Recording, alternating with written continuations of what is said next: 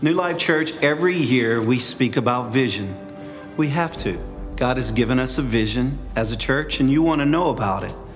But what you do not know is recently I got in front of a camera and I started talking about the vision of New Life Church and things that have happened. And I just want to say to you, it got weird for me, awkward for me, because I don't cry much, and something happened in that moment that's awkward for me to talk about, because I broke. I was in a home that reminded me of when we started, and I had a flood of these thoughts and emotions, and so I lost it. And I thought all of that footage was ruined because of it, because personally, I don't even like to hang out with pastors who cry. I mean, every now and then everybody's going to get hit, but my friends, that's not their demeanor, like crying. And I don't like to be around it much. And then now I'm in this moment and it felt extremely awkward. And so I thought all of that was ruined. But my staff, they have convinced me, even though I might still be slightly reluctant, but they have convinced me I need to show it to you anyway. So I had them edit out the worst parts. You're not even going to see the worst parts because it's just too much, man. But we're still going to show it. Why are we doing this? I really don't know, except for you to know sometimes when you see all that God does for you, it's just overwhelming. It's like the Bible says, He's going to do more than you can imagine or you can handle. That He's going to pour out a blessing so much so on you that you can't contain it. That's what He's done at New Life Church. I love you all. So here it goes. Let's take a look. Hey, New Life Church. I thought it would be a good idea for us to talk about vision. And recently I was talking to some friends and I said, you know, we've never shot a video in the original room where my family lived during the first year of moving here. It's where we met with the launch team. It's where we met with people who were new to our church or wanted to think about coming to our church. In fact, we had never even had one church service yet. This is the first time I've been in this room in 17 years. I took my family here and we were all looking around, just remembering the enormity of all that God has done through the years. Right here in this room, it started with just a handful of friends who are still my friends now. And we started dreaming about what could we do? What could happen? And let me be clear, I never knew all that would take place. We had a dream, but it wasn't as big as it is now. But interesting enough, the same things that we talked about in the living room here is still happening where you are now. In fact, our church is still being built in living rooms. We were in this room when we heard about September the 11th. My family was just talking about the tears there. It was in this room that one of my kids tried to witness to the other kid, and she said, no, I'm not ready for that yet. We talked about so many things that happened in this room. I remember putting together sermons and putting together vision, and I remember being scared in this room, in this house. But I also remember a lot of great stories. What we did is we told a few people, here's our phone number, and we're going to start a church on February the 4th. And people started calling us. It was strange how God stirred up the hearts of people in this city to call us. And they would call my phone, and then we would say, you want to come over for some cookies? We actually had coffee and dessert with over 200 people in 1 month's span of time. I remember when they would knock on the door, my kids would run down to answer the door, and I would hear this voice of somebody I didn't even know, and they would walk in, and as they were walking up the stairs behind me, I remember wondering if they came to our church, would we hurt them? You know, would we pastor well? if they decided to choose our church, would it be a mistake? So then we would meet them and we would share our heart with them and our vision. And I remember right away, it just seemed like it was important to a lot of people to have these values, that it wasn't something that was obscure or something they wanted to resist. Right away, I could tell that a lot of people were dreaming about the same type church. That was encouraging. Then we would pray together, and then every time they said, we're gonna go to this church. You're gonna be our pastor. It wasn't me, it was just, they longed for values that Christ talked about 2,000 years ago. It's really not that complicated. So looking back on those years, being in this room, I don't know, it's doing something to me. When I visit a different campus, they're doing the same things we talked about in this room. And I'm proud of you all. I'm somewhat surprised. Because if I would have known that we would have grown the way we've grown, I would have predicted that maybe we would have lost some of those original discussions. And we haven't. I'm sure we've hurt some people. We've certainly lost some really good believers here and there. Some have moved away, some fell away from the Lord, and some found a better church. So many have just stayed around through the years, and some of you are brand new, and you still are attracted to the same things of these families who just walked up those stairs hungry for.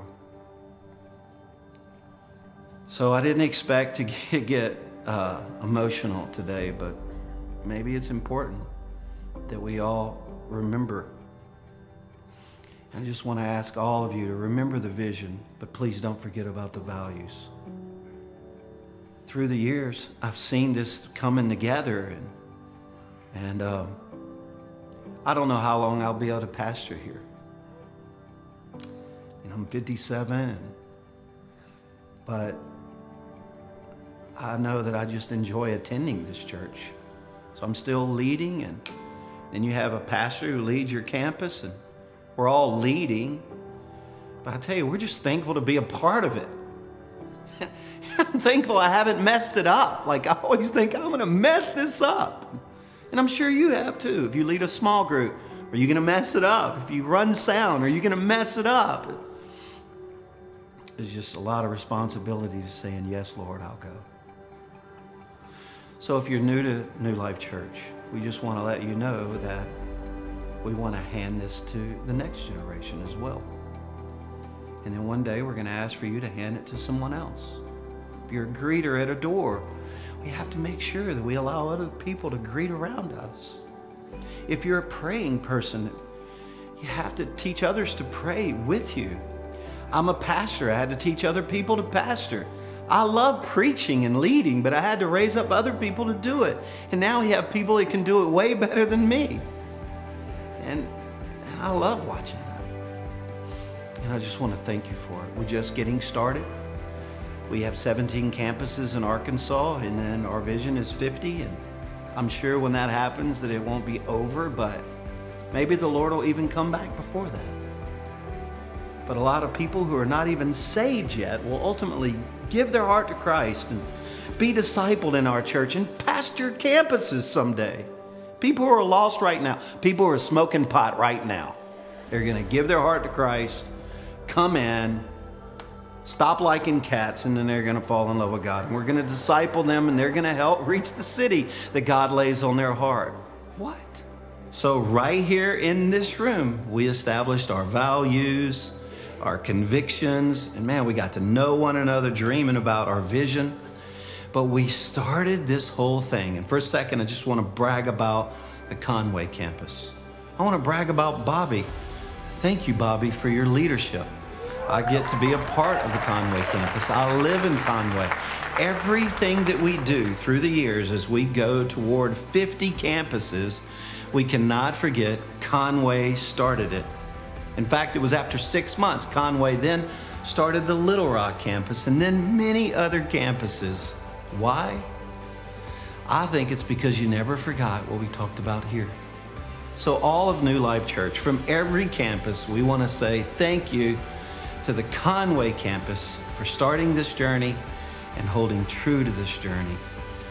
It's been fascinating to watch. God bless you, Conway campus. All right, Conway campus, give yourself a hand. Come on. All you cat lovers out there, come on. Let's hear it. All right. How many of you love the genuineness of Pastor Rick, that he can be real? Well, you know, he wrote a book called Be Real. And for those of us who know him pretty well, we didn't need the first 2 minutes of that video because we know he's not a crier. You know, but for some, I think he did it because there's always new people walking in.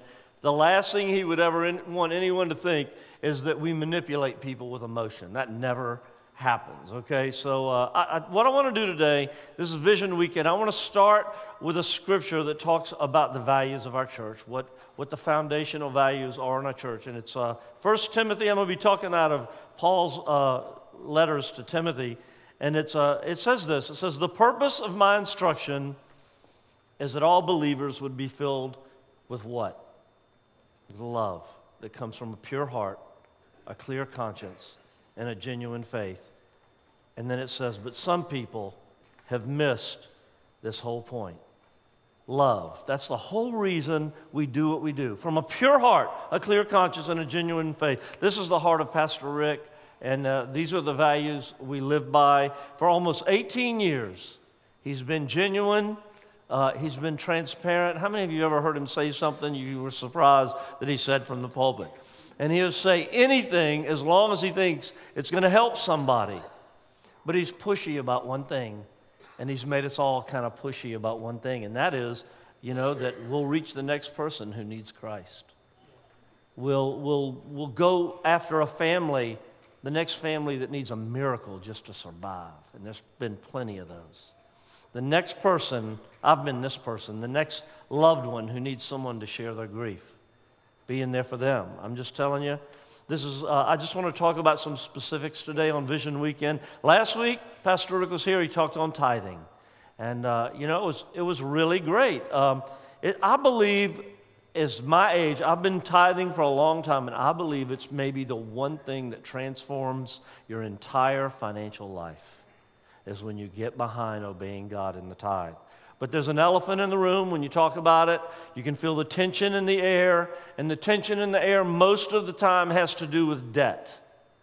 We are enslaved because of debt sometimes. We talked about this, and we prayed about this last week. We buy things that we don't even need with money that we don't have to impress people that we don't even like. So we do that, you know. But it's hard to run a race when you're tired and dragging a boulder behind you. You just can't do it. You can't go anywhere. So we talk about money because we do want to be genuine. We genuinely want you to be free from the love of money. We genuinely want you to be free in your financial lives. Pastor Rick said last week, even if you are enslaved with debt, even if you are having difficulty and you can't do a whole tithe, do something. God says, test me in this, try me in this, and just see if I won't open a window for you. Let me do something for you. Last week, Darren sent out to all the pastors a study that talked about charitable giving. It was a study that wasn't written by a Christian organization, but it talked about the largest percent increase in charitable giving was giving to animals. Okay? Believe that or not. I mean, some of us read a long study. I didn't know Darren could read that much, but he did. And but so I love animals. Anybody that knows me knows I have a dog named Baylor. I love him probably a little too much. You know, I talk about him a little bit. And but when I die, Jesus is not going to turn and look to me and go, Bobby, my dog was hungry and you fed him. my dog was nappy and you brushed him. No, Jesus is going to say, I was hungry and you fed me. I was naked and you clothed me. But Lord, when did we see you hungry, thirsty, naked? He goes, when you did it to the least of these. The least person, the least deserving person, the least strong person, the least able person, the least healthy person. Look, how many of you would admit that before you knew Christ, you were the least? And you needed Jesus to have somebody reach out to the least, which was you at that moment. You know, the study was, like I said, not a Christian study. It wasn't biased toward Christianity. But one of the stats that it said was that 8 out of 10 people who give a true tithe have 0 credit card debt. That's an amazing stat. Now, it could be that only rich people tithe, so they don't have debt. Or it could be that God blesses those who tithe, and they watch their finances, and He helps them, and they have no debt. So when I was praying today, I was just thinking about Paul's letters to Timothy. I just want to share a couple of little thoughts with you, and I want to get into showing you some what we're going to do. But there's a verse that we often quote if you ever talk about training or discipleship. You know the word discipleship if you become a Christian. It's 2 Timothy 2, 1 and 2. It says, you then, my son, Paul's talking to his son Timothy, be strong in the grace that is in Christ Jesus, and the things that you've heard me say, in the presence of many witnesses, Timothy, I want you to entrust them to reliable people, and they'll be qualified to teach others also. And so Paul met Timothy when he was just 16 years old on a missionary journey, and he took Timothy with him, and he began training him, pouring into his life, and giving him opportunity to serve, and he ultimately became a pastor. Now, I graduated high school many, many years ago with a whopping 2.1 GPA, everybody. I just want you to know, and I didn't know where I was going to make my first million, so I had to figure that out. I didn't even know where I was going to go to college. I didn't even think LSU probably wouldn't even take me, you know, so I didn't know what was going to happen. So I had my pastor friend, Dr. Malilly, was on the Regents at Oral Roberts University, and he begged, pleaded, twisted arms, and I think threatened somebody so that I could get in. And I showed up at ORU, and I had a nice big afro haircut, and I was about all of 135, 140 pounds, looked like a walking Q-tip, okay? And so, now it was pretty terrible, and I played guitar, so it looked like Godspell, you know, the old thing, and so my hair would just bounce. And so anyway, I was putting up my stuff, and somebody said, hey, look, when you get your stuff, grab your guitar and come out to the courtyard. We're going to do some music. So I went out there, started playing the guitar, and gathered a big old crowd, and all of a sudden, it was an opportunity for me. I joined the worship team at ORU for the student service. I became, in my sophomore year, I was a chaplain on the floor of my dorm. The next year, I was a chaplain advisor, like going up in leadership. Come on, everybody.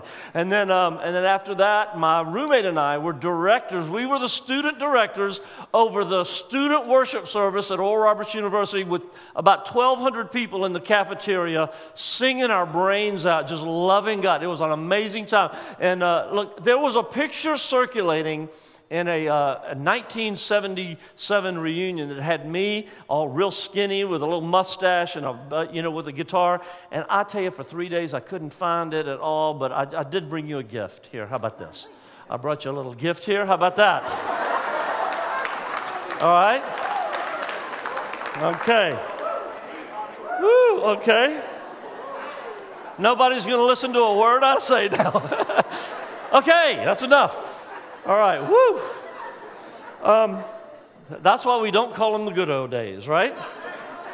But look, those years changed my life because somebody gave me an opportunity.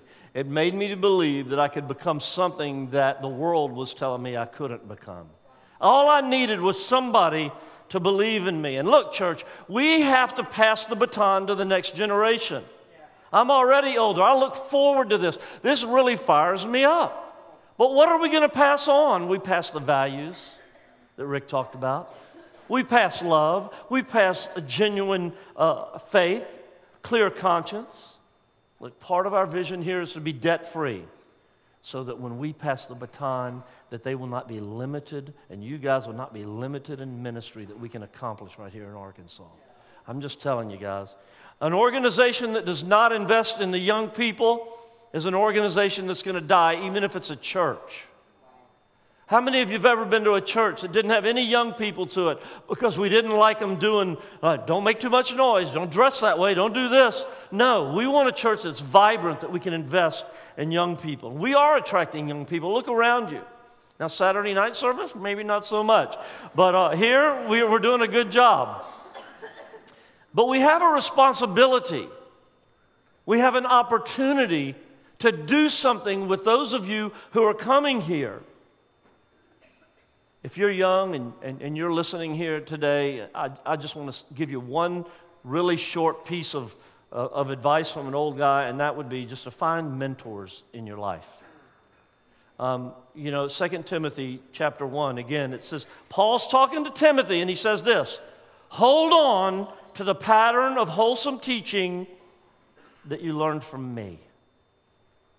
A pattern shaped by the faith and love that you have in Christ. I was at a life group, and they asked me, well, are there ever times that our church has young people and old people mingled together, and the old people are teaching young people or whatever, vice versa? And I said, well, we probably could do a little better with that, but in New Breed, you'll find that in the men's ministry at 6 o'clock in the morning.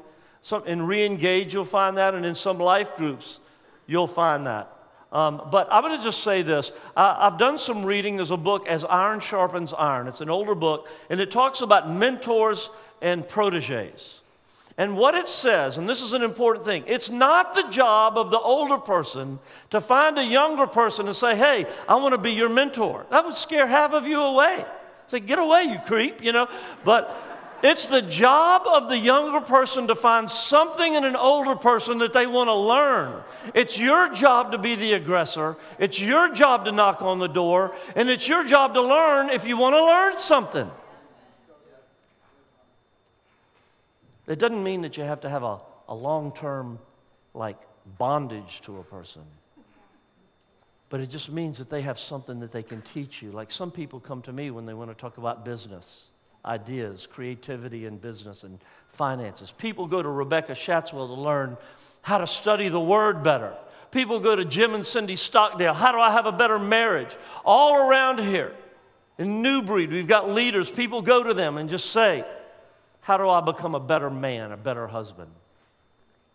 But this is Vision Weekend.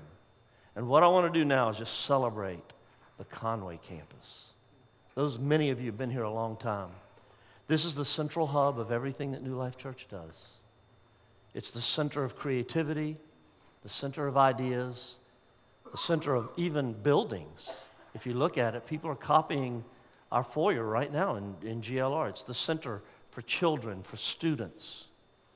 It's for worship and prayer, Conway, missions, leadership, community. How do we reach out to the community that has need? Training other pastors. We bring them right here to the Conway campus. Pastors all over the country and all over the world come here. Nothing happens in this state that doesn't start here first. And that represents an opportunity for those of you sitting in this room. In the past 12 months, I don't know if you remember, about a year ago, we were having this weekend, and we talked about remember when the foyer was cut off and under construction? We said, hey, we're going to build you a nice foyer. And you're like, yeah, whatever. Let's get to it. But we did. People after this service are hanging out longer. They're eating food. They're visiting together. During the week, business people are having meetings. People are showing up and just hanging out. We have an outdoor meeting area, this gathering space. It's really good. People are actually reserved to get married out there a couple times. Maybe I'll do it one day. You never know. I came up to church yesterday. People are hanging out. I had an older couple, the Glovers, out there having a romantic conversation right under the outdoor, either that or an argument. I'm not sure. But look, our coffee shop is amazing. We got better coffee than the S word down the street here. Sorry about that.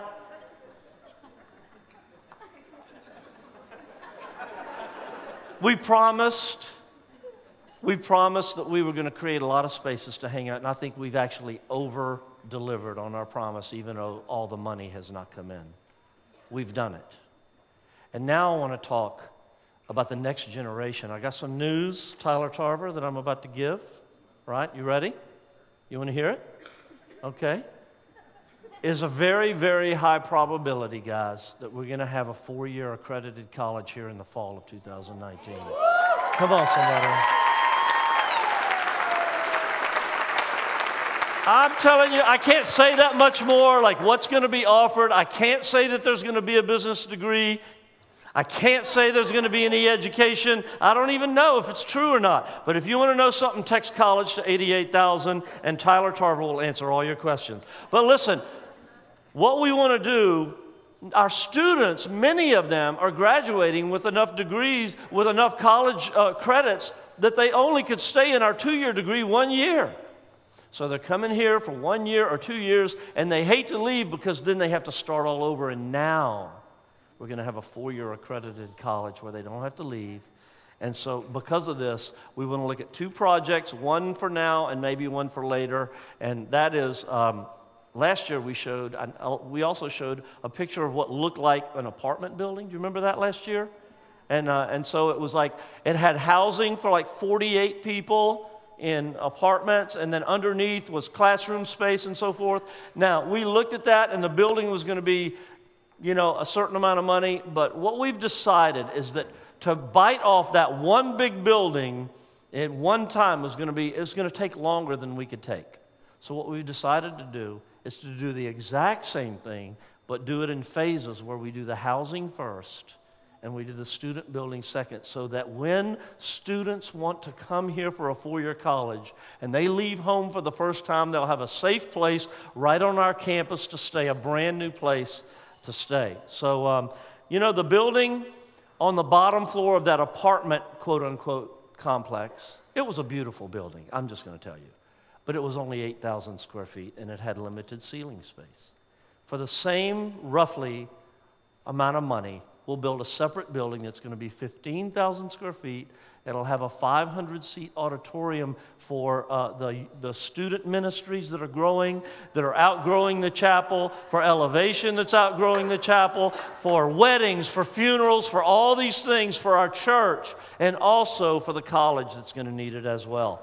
There'll be classrooms, labs, everything, and we will not have to scrimp and do without. We would already have outgrown 8,000 square feet. Let me show you a picture of just a concept of what we're looking at for that building. This would be right in the lot adjacent to us where the gravel is, right? Not bad, huh? Come on, somebody. Okay? Almost as nice. There you go. Almost as nice as the picture of me with the afro, okay? All right. So, look, that building is what we're going to do second. We don't even have a timetable for it. We'll build it when the money comes in, and it's going to be somewhere in today's money because construction costs are changing. Right now, it's about $2.2 million, and we're not really raising money for that just today. But if you want to write $2.2 million, we will take it. We will get close to it. We'll communicate well with it. But now we want to begin the student housing building. And the way we're going to do it is not to do one big unit, but 6 smaller units that are duplex-like in size so that we can build one at a time as we need them and not go way out on a limb to do it. It's amazing. And look at the picture of this. How about that, y'all? Come on. That's pretty good. All right. Here's the thing. What we want to do, here's what we want to do. We want to start with 6 of those houses, 48 people. There'll be large rooms. There'll actually be larger rooms than what would have been in the apartment. And so we'll have 2 people per room and 4 people per side, and we'll do 6 of them, 48 people. And they will actually make a little bit of money to help pay for the student building once we start to do it. We don't know exactly how much, but it's a significant amount of money. But we can continue to build those until we reach, I think we'll have enough land to do maybe 144 students in those kind of buildings, so one day, okay? So here's what we're going to do. We're not asking to raise all the money to do that. That project's going to be something, 1.1 or $2 million. Again, it's a moving target, but we think that's where we're landing with everything. And all we want to do today is that because it's an income-producing property, all we want to do is get our down payment, our furniture, our internet, our desks, our landscape, and maybe a recreational space. And all that included is going to be something about $400,000 to $450,000. Now, we have 3,000 to 3,500 people on an average weekend, sometimes more, that come to this campus. And you can just imagine that a little bit of help by people will make a lot of difference. It'll go a long way. So Pastor Rick always uses the example. I'm going to wind it down here. He uses the examples that when we don't rent the vision. We don't rent the church. Not the buildings. I mean, we own our church. We are family, and this is our house. And we own this house, and we act like we own this house, because if you own something, you're going to care for it. You're going to pray for it. You're going to work for it. You're going to sacrifice for it. Some of us might even die for it. We've laid down our lives to do this. You know, at that same life group that I went to, I was asked, okay, this is a weird question for me. What is the criteria of hiring somebody at New Life Church? What do you look for when you want to hire somebody at New Life Church? I thought, that's an interesting question, but before I could even think about it, the word came out of my mouth, sacrifice. Because I think about the sacrifice that the Bezets made, leaving a comfortable life, a great ministry job, and one of the most powerful churches in America to come here and do something that they didn't know what the result was going to be. It was scary.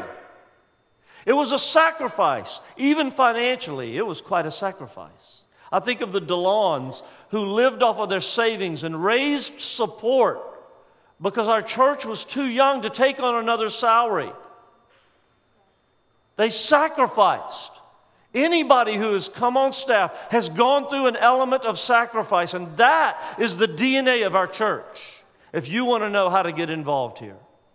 I remember Darren and I used to drive up here on the weekends. He would come every weekend. I'd come about every other weekend. And we would come here on a Friday or Thursday or Friday and leave on a Sunday, make it through the church. And I remember one time, it was after I'd sold my business, I'd got a check, my last bonus check from selling my company. It was a nice check. And I was driving up here and I realized, I'm going to tithe to New Life Church. I'd been at church for a couple of months. And I'm going to tithe to New Life Church because even though my family did not live here, I felt like it was my church. And I remember going to that house that Rick was in, and he had a little, Michelle, you'll remember, his office was a garage storage room with a window unit in it.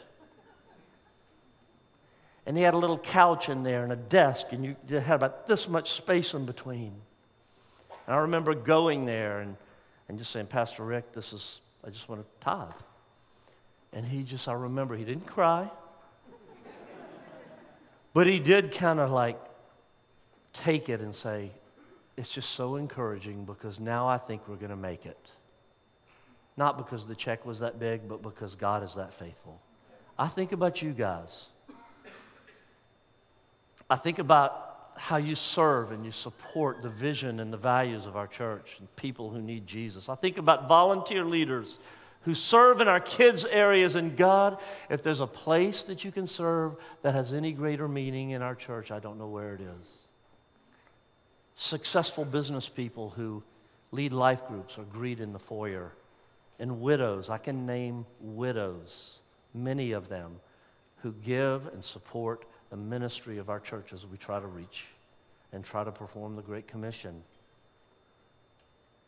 Look, this is why we have this card here. We're not coercing anybody to do anything except be a part of the family. Last week we talked about the tithe, and some of you filled out where it says, my tithe, yeah, I commit, and it's my first time, and they handed it in. But this week, I want to talk about providing a place so that we can help pass the baton to the next generation of our church, our school, vision, values, love, genuineness, sincerity. How many of you would like to see this last for 100 years right here in Arkansas because we've handed it on correctly? You can take this card if it's on your heart, and a little bit makes a big difference. Some of you could write a check for the whole thing, and I know, but some of you could do $50 a month. Some of you could do $100 a month, and you could just write it on there and fill this out. You can pray about it, or you can do it right now.